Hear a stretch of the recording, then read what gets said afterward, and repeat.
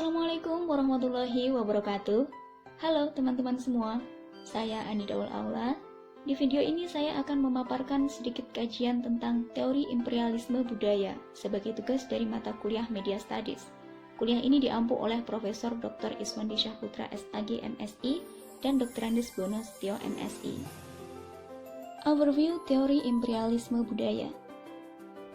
Teori ini muncul pada tahun 1960 sampai 1970.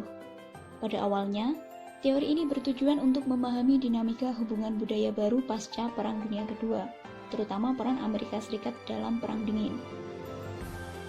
Pada waktu itu, Kekaisaran Amerika Serikat tidak langsung mengejar dominasi, melainkan berusaha untuk membangun produksi kapitalis, membentuk negara demokrasi liberal, dan konsumerisme. Pada dasarnya, saat itu ada 4 karya yang membahas tentang hubungan budaya dan dominasi, seperti karya Boyd Barrett, karya Harold Innis, karya Herbert Schiller, dan karya Jeremy Tunstall. Namun, konsep Herbert Schiller dalam Communication and Cultural Domination memiliki pengaruh lebih besar di antara karya lainnya.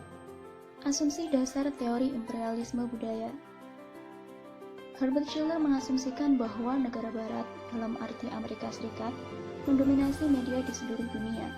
Ini berarti juga mendominasi media massa di dunia ketiga. Ketika terjadi proses peniruan media oleh negara berkembang dari negara maju, saat itulah terjadi penghancuran budaya asli di negara ketiga. Herbert Schiller juga mengasumsikan bahwa media memainkan peranan utama dalam menciptakan budaya, di mana budaya dunia dapat bertukar melalui media dari masa ke masa, sehingga imperialisme budaya juga sering disebut dengan imperialisme media. Kritik terhadap teori imperialisme budaya. Konseptualisasi polarisasi dunia yang disebutkan dalam teori imperialisme budaya dianggap sudah tidak relevan lagi saat ini. Asumsi dasar dari teori imperialisme budaya yang menyatakan bahwa negara barat mendominasi media juga dianggap sudah tidak relevan. Hal ini bisa dilihat dari munculnya kekuatan baru di industri media negara dunia ketiga. Mereka mampu melakukan counterculture terhadap produksi Hollywood. Negara dunia ketiga dinilai telah berhasil menjadi pelaku utama dalam hal industri budaya, seperti Tiongkok, India, Brazil, juga Korea Selatan, yang pertumbuhan industri perfilmannya selalu mendapatkan perhatian di berbagai festival perfilman dunia. Imperialisme budaya di Indonesia. Imperialisme budaya di Indonesia berdampak pada beberapa industri, mulai dari industri hiburan, industri mode, hingga industri kuliner. Pada industri hiburan, contohnya saja, bioskop dan konser musik. Keduanya saat ini sedang menjadi tren, tidak hanya bagi kalangan remaja, tetapi juga bagi semua kalangan.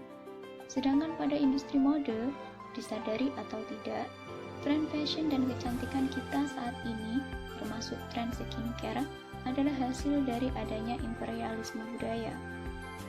Hal ini juga terjadi pada industri kuliner. Saat ini kita tidak hanya makan makanan khas Indonesia, namun makanan-makanan dari negara lain telah akrab di lidah kita.